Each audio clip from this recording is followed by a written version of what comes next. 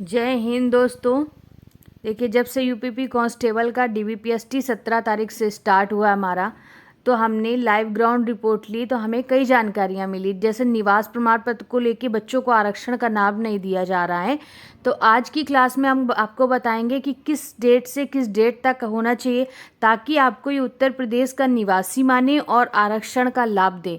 वरना फिर आपको आरक्षण का लाभ नहीं मिलेगा, आपकी कैटेगरी से उठाकर ये फिर सीधे किस में कर देंगे, जर्नल में डाल देंगे। तो आज का वीडियो आप अंत तक देखना, ठीक है। तो देखिए कितना मान्य होगा, पहले ये देखना है किसका किसका मान्य होगा। तो 1 अप्रैल 2025 से 30 जनवरी 2026 के बीच का जो होगा वो क्या होगा, वो डेट आपकी मान्य होगी। नहीं, 1 अप्रैल 2025 से पहले का ना हो और 30 जनवरी 2026 के बाद का ना हो। अगर आपका निवास प्रमाण पत्र इस समय सीमा के भीतर बना हुआ है, देखिए आपका निवास प्रमाण पत्र इस समय सीमा के अंदर बना है, तो आपको उत्तर प्रदेश के निवासी होने का आरक्षण मिलेगा और ये बिल्कुल 100% मान्य होगा। नहीं तो ये दिक्कत करें, आप अपील कर देना, भर्ती बोर्ड जाने तक का वेट मत करना, वहाँ आपकी कोई सुनवाई नहीं होगी और डीवी सेंटर पर आपको भी कोई दिक्कत नहीं आएगी। वरना आपको फिर जर्नल में डाल देंगे, आपको डीवीपीएसटी में क्या करेंगे बताएंगे भी नहीं आपसे, ठीक है। बस आपकी कैटेगरी को चेंज कर देंगे। अब देखिए 1 अप्रैल 2025 से पुराना, जैसे 2023 या 2024 का भी है, यदि आपके पास है तो नियम के अनुसार तो नया वित्तीय वर्ष इन्होंने मांगा था आपसे। लेकिन अगर आपने फॉर्म भरते समय इसी पुराने निवास प्रमाण पत्र की डिटेल, सर्टिफिकेट नंबर और तारीख डाल दिए, पुराने निवास प्रमाण पत्र की आपने क्या किया, सर्टिफिकेट नंबर और तारीख को डाल दिया है, तो आपको वही पुराना ओरिजिनल सर्टिफिकेट साथ लेकर जाना है।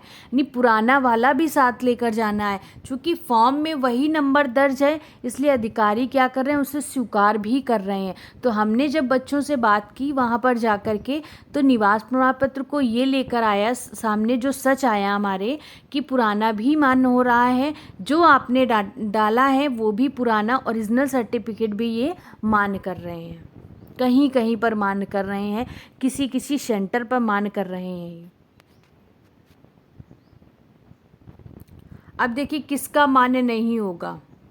तो 30 जनवरी 2026 के बाद का, जैसे फरवरी और मार्च 2026 के बाद का जो आपका इन्होंने निवास प्रमाण पत्र जिन बच्चों ने बनाया है, क्योंकि बहुत बच्चों को फिर निवासी होने का आरक्षण नहीं मिलेगा आपको, तो बहुत बच्चों ने 30 जनवरी 2026 के बाद का जैसे बनाया है, फरवरी और मार्च 2026 का।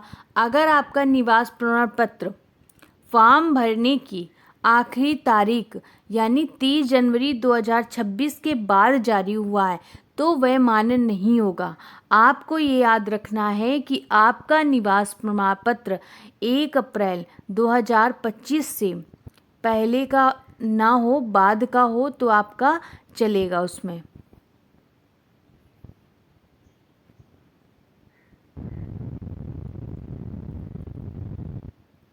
देखिए कारण क्या रहेंगे, भर्ती बोर्ड का साफ नियम है। भर्ती बोर्ड का क्या नियम है कि आरक्षण का दावा करने वाले सभी दस्तावेज आवेदन की अंतिम तिथि से पहले का होना चाहिए। यही नियम इन्होंने ईडब्ल्यूएस में बनाया था कि भर्ती बोर्ड का साफ नियम है कि आरक्षण का जो दावा करेंगे सभी दस्तावेज आपकी आवेदन की अंतिम तिथि से पहले के होने चाहिए, और इसके बाद का जो बना हुआ सर्टिफिकेट ले जाने पर ये आपको यूपी के मूल निवासी होने का लाभ नहीं देंगे और आपको सीधे किस में डाल देंगे, जर्नल कैटेगरी में डाल देंगे। तो ये सीधे किस कैटेगरी में डालेंगे, जर्नल। भले ही हमारे ओबीसी, एससी, एसटी, ईडब्ल्यूएस वाले जितने भी छात्र हैं, यदि आपने इस डेट का निवास नहीं लगाया है तो फिर आपको ये जर्नल में डालेंगे और आपकी कैटेगरी से उठाकर ये जर्नल में डालेंगे, तो आपको फिर जर्नल की मेरिट को फाइट करना पड़ेगा। तो आप इस बात को ध्यान रखिए कि आपका निवास किस डेट से किस डेट तक का होना चाहिए। पुराना भी है तो लेके जाइए, वहाँ पर जो आपने डाला है वो लेके जाइए, लेकिन नया मत लेके जाना। नहीं, 30 जनवरी के बाद का बिल्कुल मत लेके जाना। जो आपकी डेट थी उस जैसे कि एग्ज़ाम की जो लास्ट डेट थी, सॉरी, जो फॉर्म भरने की आखिरी डेट थी उस डेट के अंत तक बिल्कुल मत ले जाना, ठीक है। और लाइक शेयर सब्सक्राइब ज़रूर कर दीजिएगा। धन्यवाद।